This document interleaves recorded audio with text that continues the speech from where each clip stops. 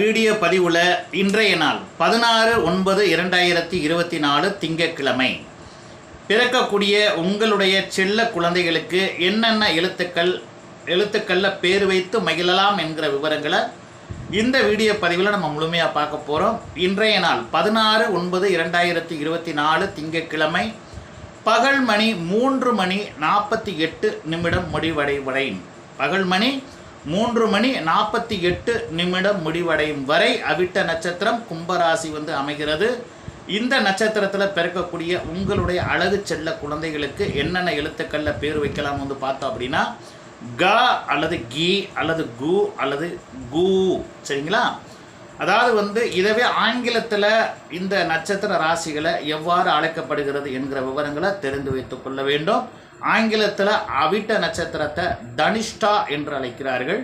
அதே போல் தனிஷ்டா ஸ்டார் என்றால் அவிட்ட நட்சத்திரம் என்று தமிழில் பொருள். அதே போல் உங்களுக்கு கும்ப ராசியை அக்வாரியஸ் என்று அழைக்கிறார்கள். அக்வாரியஸ் என்றால் தமிழில் கும்ப ராசி என்று அர்த்தம். சரி, தமிழ் எழுத்துக்கள் அனைத்தும் ஆங்கிலத்தில் எழுதும் பொழுது இந்த ராசி நட்சத்திரத்தில் பிறக்கக்கூடிய உங்களுடைய குழந்தைகளுக்கு ஆரம்ப எழுத்துக்கள் என்னென்ன வர வேண்டும் அப்படின்னு பார்த்தீங்க அப்படின்னா க அப்படின்னா ஜிஏ என்று வர வேண்டும் ஆரம்ப எழுத்து.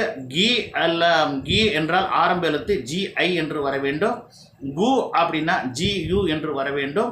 அதே போல் கு என்றால் ஜிஓஓ என்று வர வேண்டும்.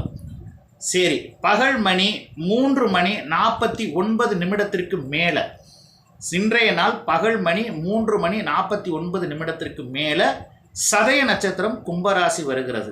இருக்கக்கூடிய 27 நட்சத்திரத்திலேயே மிகவும் ஒளிமயமான மிகவும் பிரகாசமான ஒளிமயமான ஒரு நட்சத்திரம் என்ற ஒரு பெயர் சதய நட்சத்திரத்துக்கு.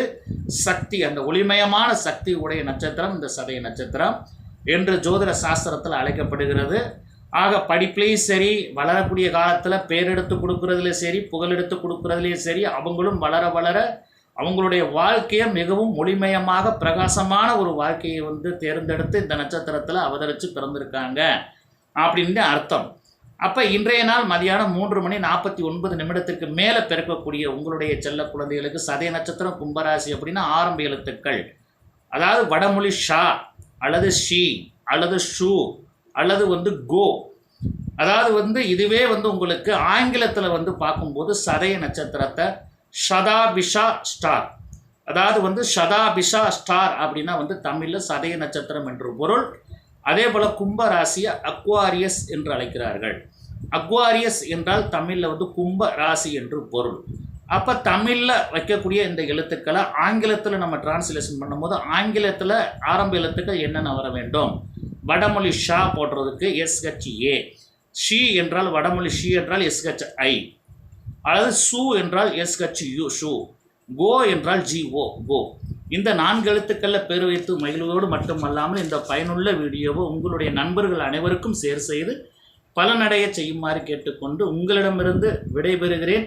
நன்றி, வணக்கம்.